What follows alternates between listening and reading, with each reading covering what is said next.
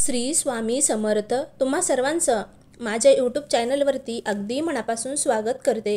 तुमच्या मनातल्या सर्व काही चांगल्या इच्छा स्वामी महाराज नक्की पूर्ण करो हीच स्वामींच्या चरणी प्रार्थना करते आणि आजच्या व्हिडिओला सुरुवात करते। तर आजचा व्हिडिओ खरंच खूप महत्त्वाचा आहे, तर व्हिडिओ कोठेही स्किप न करता शेवटपर्यंत व्हिडिओ नक्की बघा। व्हिडिओ जर आवडला तर व्हिडिओला लाईक, शेअर आणि सबस्क्राईब करायला मात्र विसरू नका, कारण आज आहे गुरुपुष्यामृत, म्हणजेच त्याचबरोबर आपल्या आवडतीचा दिवस, आपल्या स्वामींचा, आपल्या गुरूंचा दिवस म्हणजे गुरुवार। या शुभ दिवशी आपण जर आपल्या मनातल्या इच्छा पूर्ण करून घेण्यासाठी काही उपाय तोडगे केले तर नक्कीच आपण आपल्या ज्या काही अडचणी आहेत त्या दूर करून आपण आपल्या घरामध्ये सकारात्मकता आणू शकतो। पण त्याआधी आपल्याला कोणता उपाय आज करायचा आहे तेच आपण या व्हिडिओमध्ये जाणून घेणार आहोत। चला तर मग व्हिडिओला सुरुवात करूया। तर आपल्या जीवनामध्ये सतत काही ना काही अडचणी येत असतात। धन संपत्ती हे प्रत्येकाला असावा असं प्रत्येकाची इच्छा असते, पण त्याच्यासाठी कष्ट करणं सुद्धा खूप महत्त्वाचं आहे। पण आपल्या त्या कष्टामध्ये आपल्याला जर योग्य तो मोबदला मिळत नसेल तर त्यावेळेस आपण काही उपाय करणं खूप महत्त्वाचं असतं। आता सर्वात महत्त्वाचं म्हणजे आज गुरुपुष्यामृत योग आलेला आहे। आज गुरुवारच्या रात्री तुम्हाला एक दिवा लावायचा आहे, जेणेकरून आपल्या घरामध्ये लक्ष्मी मातेचा प्रवेश होईल, धनधान्याची कधीही कमतरता होणार नाही। कारण गुरुपुष्यामृत म्हणजेच हा सर्व नक्षत्राचा राजा मानला जातो। योग खूप छान आहे, केलेल्या सर्व मनोकामना इच्छा पूर्ण होण्यासाठी खूप महत्त्वाचा दिवस ठरणार आहे।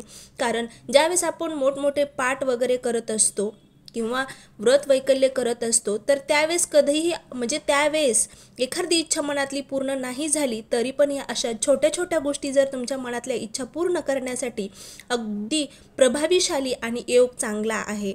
तर पुष्याचा अर्थच पोषण करणारा, शक्ती देणारा, ऊर्जा देणारा, पुष्याचा आधीचे नाव तिष्य असं आहे। म्हणून या गुरुपुष्यामृत या योगाच्या दिवशी तुम्ही जर हा उपाय केला तर नक्कीच तुमच्या पुढच्या 7 पिढ्यापर्यंत इतक्या धनाचा वर्षाव तुमच्यावर होईल की तुम्ही पाहतच राहताल। तर आपल्याला आज संध्याकाळीच्या वेळेमध्ये प्रदोष काळात एक दिवा लावायचा आहे आणि माता लक्ष्मी आणि भगवान श्रीहरी यांना एक प्रार्थना करायची आहे, जेणेकरून आपल्या मनातल्या सर्व इच्छा मनोकामना पूर्ण होतील। तर सर्वात महत्त्वाचं म्हणजे जर घरामध्ये एखादी आजारी व्यक्ती असेल त्यांच्यासाठी हा उपाय करायचा आहे आणि दुसरा उपाय माता लक्ष्मीला प्रसन्न करण्यासाठी, जेणेकरून आपल्या घरामध्ये कशाचीही कमतरता होणार नाही, याच्यासाठी तुम्हाला दुसरा उपाय करायचा आहे। तर पहिला उपाय आहे, जर तुमच्या घरामध्ये सतत एखादी व्यक्ती आजारी आहे, म्हणजे कितीही औषध गोळ्या घेतल्या तरी त्याचा परिणाम त्या शरीरावरती काहीच होत नाही, सतत झोपून असते, सतत आजारपण तिला जाणवत असेल तर त्या व्यक्तीसाठी तुम्ही हा उपाय नक्की करून बघा, हळूहळू तुम्हाला नक्कीच फरक जाणवेल। तर हा उपाय तुम्ही दिवसातून कधीही करू शकता, म्हणजे आज गुरुपुष्यामृत या योगापासून या उपायाला सुरुवात करायची आहे तुम्हाला, जेणेकरून त्याचा प्रभाव त्या व्यक्तीवरती नक्कीच पडेल। तर 1 रुपयाचं नाणं घ्यायचं आहे, 1 रुपयाचं नाणं घ्यायचं आहे आणि सेंधमीठ जे आहे आपलं ते आपल्याला थोडंसं घ्यायचं आहे।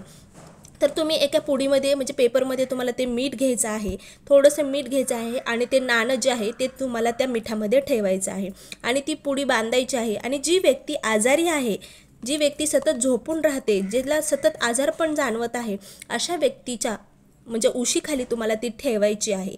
जसं जसं त्याचा प्रभाव त्या व्यक्तीवर पडणार आहे, त्या जी व्यक्ती आजारी व्यक्ती आहे तिची उशी जी आहे, उशी घेऊन जी झोपतीये डोक्याखाली, तर त्या उशीखाली तुम्हाला ही पुडी ठेवायची आहे, जेणेकरून जी काही वाईट शक्ती आहे त्या मिठामध्ये खेचून घेतली जाणार आहे। हळूहळू तुम्हाला त्याचा परिणाम नक्कीच दिसून येईल।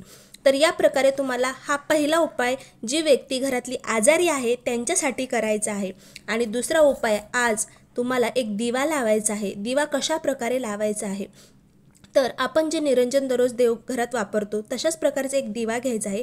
मातीचा दिवा किंवा पंती अजिबात घेऊ नका, तर आपण जो दिवा वापरतो तो दिवा तुम्हाला घ्यायचा आहे। त्याच्यामध्ये 2 वाती लावायच्या आहेत, 1 वात लावू नका, तेल टाकायचं आहे, त्यानंतर त्या दिव्यामध्ये हळदी कुंकू टाकायचं आहे, 2 लवंग टाकायचे आहेत आणि त्या दिव्याच्या खाली एक छोटीशी प्लेट ठेवायची आहे आणि त्याच्यामध्ये तुम्हाला थोडेसे तांदूळ ठेवायचे आहेत आणि तो दिवा प्रज्वलित करायचा आहे। त्या दिव्याला हळदी कुंकू लावायचं आहे, फूल अर्पण करायचं आहे आणि आपल्या देवघरापाशीच एक माता लक्ष्मी आणि भगवान श्रीहरी यांचा फोटो जो आहे तिथे आपल्याला हा दिवा लावायचा आहे। दिवा लावल्यानंतर पुन्हा आपल्या घरामध्ये सकारात्मकता येण्यासाठी, आपल्या घराची प्रगती होण्यासाठी आणि आपल्या घरातलं दारिद्र्य निघून जाण्यासाठी माता लक्ष्मी आणि भगवान श्रीहरी यांना प्रार्थना करायची आहे आणि श्रीसूक्ताचे आपल्याला पठण करायचं आहे.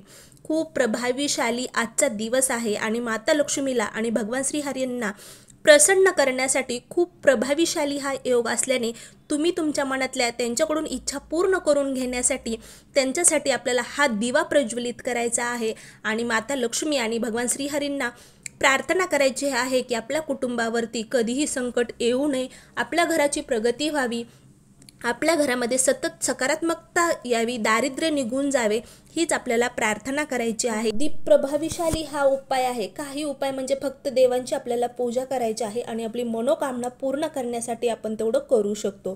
तर या प्रकारे आजचा व्हिडिओ होता. खरंच तुम्हाला व्हिडिओ आवडला असेल तर व्हिडिओला नक्की लाईक, शेअर आणि कमेंट करायला मात्र विसरू नका. श्री स्वामी समर्थ. जय जय स्वामी समर्थ. अवधूत चिंतन. श्री गुरुदेव दत्त.